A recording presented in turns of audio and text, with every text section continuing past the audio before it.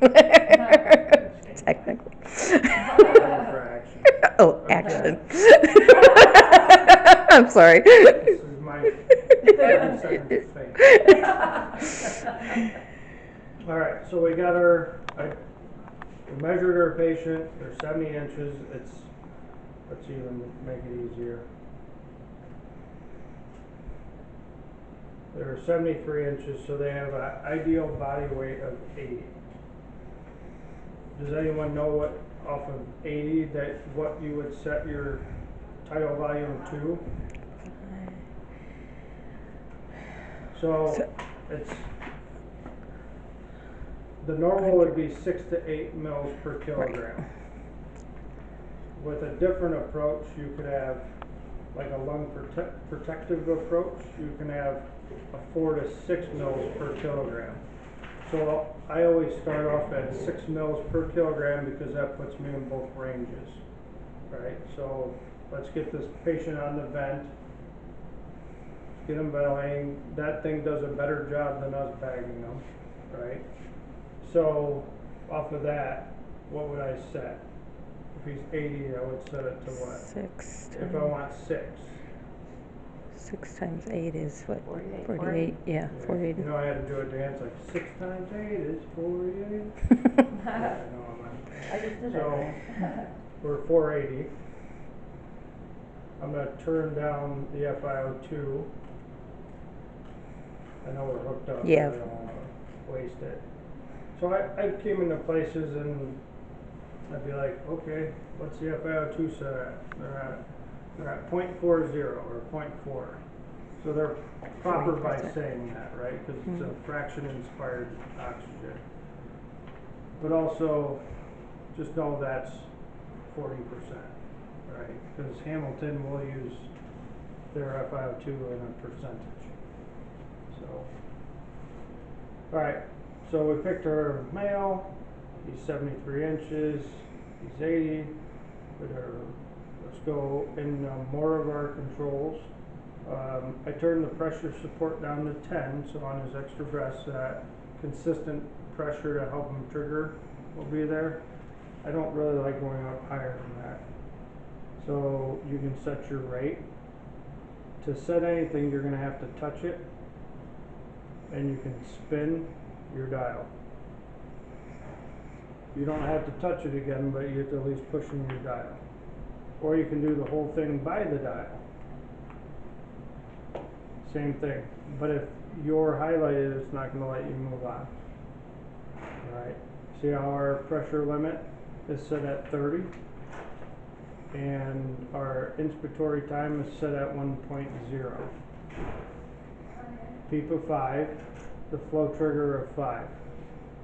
Remember that flow trigger is going to be somebody triggering their own breath. The higher you go, the harder it is for them. What's that go? What's the range for that flow trigger?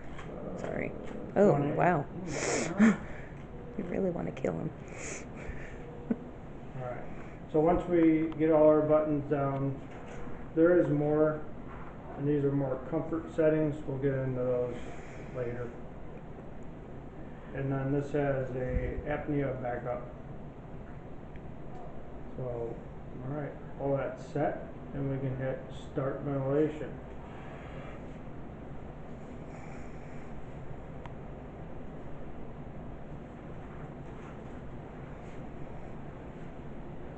So we're asking this vent, yes, we're in a volume mode, but we're asking this vent to please get a pressure high enough to hit 480.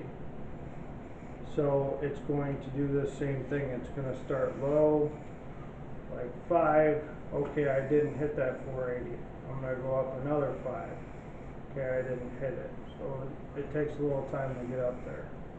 The way you're going to confirm that you're getting what you need is by your VTE, which is your exhale tidal volume. Exhale tidal volume is so much more important anyways, because that's what's actually getting in there, and that's what they're getting out. So, look at that. Why didn't we get 480? Why is it giving me a pressure limitation now? Right, it's higher than 30. So, for instance, say we needed this is what we absolutely needed.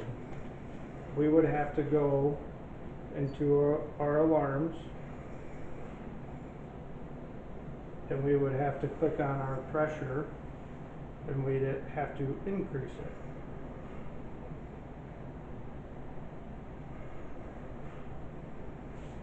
So now let's see if we get improvement. We're closer to that 480 now.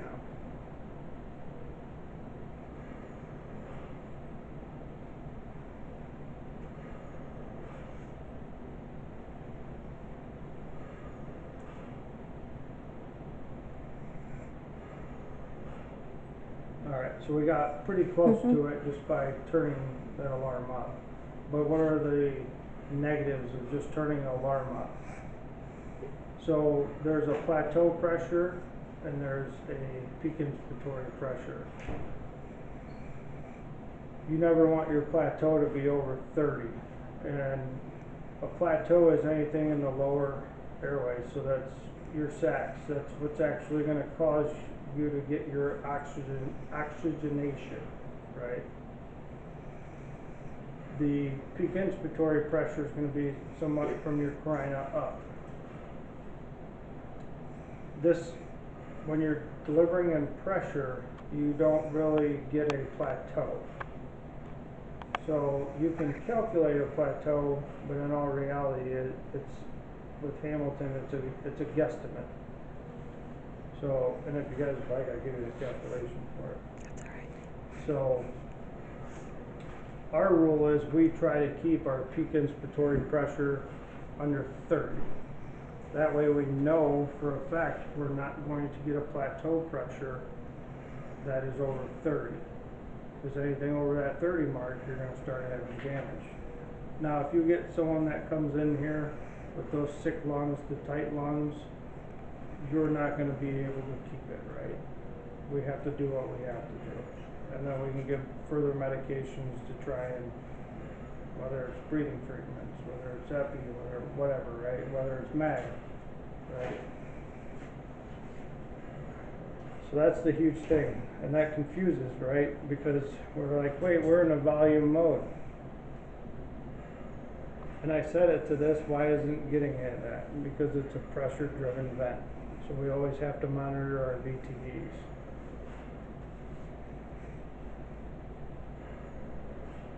You can switch modes while you're in it. So let's just go to an actual pressure mode. You have to hit confirm or it's going to go right back. So now with that pressure mode, we don't have anything.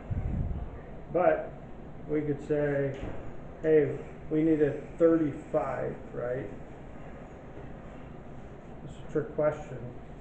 So if I want 35 for my inspiratory pressure, what am I going to set this one to? 30. Right? So smart. I love you guys. Man. Do you know why I should pick 30? Because of 5 and I'm gonna job here. My life is complete. You hear that? Completed life. All right. I'm gonna confirm it before I have to redo that. So now we're in a pressure mode. All right. There is a lot of benefit for pressure delivery. So if I could take pressure and describe it as, all right, let's take a big open jug as your lung, a nice glass, smooth, polished one, and pour water into it. Mm-hmm. That pressure is gonna fill just like that, real nice. Volume delivery is kind of more like this turbulent air going in. So it is a very well-mannered way to deliver it. But see, like, oh my God, now my tidal volume went away. That's why we only watch this. And say, hey, it's a little bit over what we wanted, so now we can cut them back down.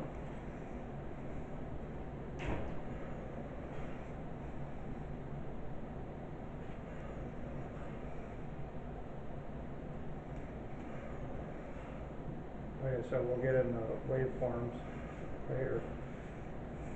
So one of the cool things about this vent, just tap on the bottom screen. You can go to graphics,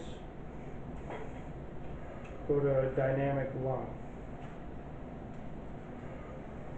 So this lung would actually start turning your bronchioles, your airways.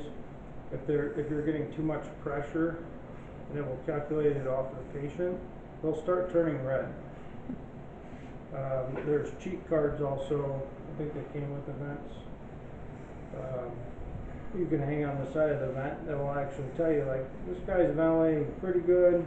We can fill out here a little bit, but we're not bulging outside, so we're not really going to get any lung damage. He's okay, especially because he got a high dollar replacement lung. So, I mean, it's important, right? We need to know our patient's history and surgery, you know. But the real nice thing is, like, I don't know if that dude's breathing, and this is maybe more for transport. You see what popped up? Every time a patient takes a breath, or you triggered it, that diaphragm's gonna pop up. So I do like this screen. It's been pretty accurate. Show me red. It takes way too long on that back. Everybody asks that, and I'm like, I can try it. To get out of here, you just click it again. You go to waveform, trends, whatever. Flow.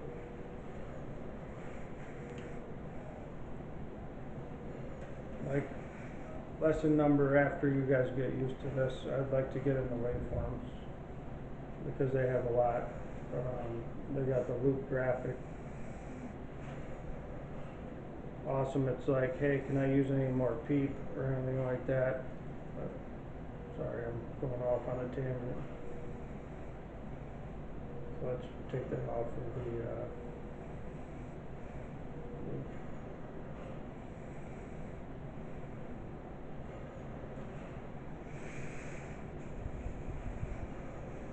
all right, let's go into the NIV.